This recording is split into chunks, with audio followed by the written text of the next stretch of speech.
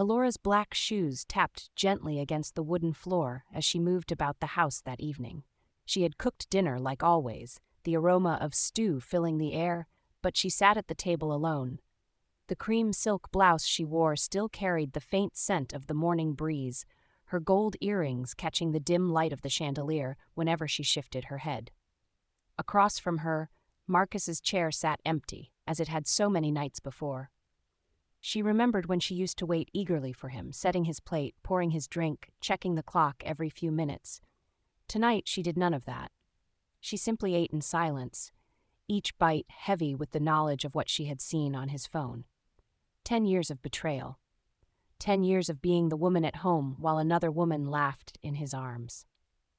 When the door finally opened, Marcus stepped in, sharp black suit still crisp though it was late, his silver watch shining as if to remind her of every moment he had stolen. He smelled of perfume, not hers. He greeted her with a casual nod, as though nothing were wrong, as though her eyes hadn't been opened to the truth. "Long day at the office," he muttered, removing his shoes with slow precision. Elora's lips curved in the faintest smile, but her eyes burned. "I'm sure it was." Marcus didn't notice the edge in her voice. He never noticed. He walked past her, already loosening his tie, already heading for the shower that would wash away the scent of someone else. Elora sat there, fingers curled around the stem of her glass. The earrings on her ears felt heavier, as though carrying the weight of her silence. But she said nothing. Not yet. Days turned into weeks, and Elora played her role carefully. She woke early, dressed neatly, wore her black shoes polished, her blouse and skirt ironed, her earrings gleaming softly. She cooked, she smiled. She answered questions politely when neighbors asked about her marriage. But behind that calm exterior, she planted seeds. Whisper by whisper, she told the truth. "Do you know where Marcus spends his nights?" she asked quietly to his cousin during a family gathering. "Have you ever wondered why he is never home for dinner?" she said to a colleague's wife, her voice low but steady. Each word was like a drop of ink in water, spreading slowly, darkening everything around it. The world began to turn against Marcus. His friends stopped returning his calls. His business partners began to doubt him. Family members looked at him with hidden disappointment. And Marcus, so used to admiration, found himself walking into rooms where conversations died and eyes avoided him. One night, he slammed his briefcase onto the table, his sharp suit wrinkling under the weight of his frustration. "What is going on?" he demanded. "Why is everyone treating me like an outcast?" Selena, in her fiery red dress, leaned against the sofa, swirling a glass of wine. Her stiletto heel tapped lazily against the tiled floor. "Maybe you should ask your ex-wife," she said with a smirk. "She must be behind this. Who else would dare?" Marcus's jaw clenched, his hand tightening around the glass until it nearly shattered. "Elora," he hissed. The very next evening, he drove to her house. His black shoes struck the ground heavily as he marched to her door. When she opened it, her cream blouse shimmered faintly in the porch light, her gold earrings glinting as she tilted her head. "Why did you do this to me?" he barked, his voice raw with anger. "This is family matter. Yes, I cheated, but it's between us. Why would you go out there and shame me?"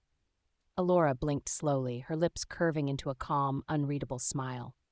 "I didn't tell anyone, Marcus. Maybe you should ask your mistress. Perhaps she was the one behind it all." Her words slipped into him like poison. He stormed off, the night swallowing his rage. When he reached Selena's house, his fury erupted.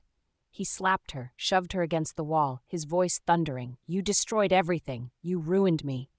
Her red dress was torn, her skin bruised, blood staining her lips as she sobbed. "Marcus, please," she begged. But he was deaf to her cries. "Pack your things and leave," he spat. "You're nothing to me. I will bring Elora back." But Marcus did not know. Elora was already gone. Her heart had found Adrian. Adrian, who wore white shirts with sleeves rolled up, jeans that carried no arrogance, shoes that were made for walking beside her rather than ahead of her. His eyes softened whenever he looked at her. His hands were steady when he held hers. His love was not a performance. It was a promise. The first time he cooked dinner for her, she sat at the table stunned. She had never been served before, never been asked what she wanted. Adrian poured her a drink, placed the food gently in front of her, and said, "You deserve to be cared for." Tears burned in her eyes. Her black shoes tapped softly against the floor, restless, unsure if she was dreaming. Her earrings trembled faintly as she nodded, whispering, "Thank you." And for the first time in years, she ate with peace. Marcus returned weeks later, the roses clutched in his hand like a lifeline. He knocked on her door, rehearsing apologies, lies of change. But when the door opened, Adrian stood there. Before Marcus could speak, Adrian's fist landed squarely on his jaw. Marcus stumbled back, the roses scattering across the ground. "Don't you dare stalk my wife!" Adrian roared. Elora rushed forward, her black shoes clicking quickly on the porch. "No, Adrian, wait. He's not a stalker. He's my ex-husband." Adrian froze, his chest heaving. Marcus stared at Elora, his eyes pleading, desperate, broken. Inside the living room, with the roses still lying crushed at the doorstep, Elora told Adrian everything. The betrayal, the years of loneliness, the whispers in the dark, the prayer that had birthed her rebirth. Adrian listened. He didn't interrupt, didn't question, didn't doubt. When she finished, he pulled her close, his voice steady as stone. "Not all men are like him, trust me. I will take care of you.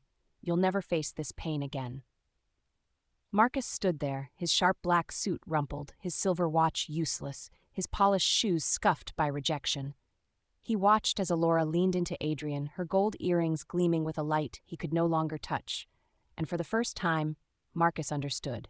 He had lost not only his wife, but the woman she had become, reborn, radiant, free.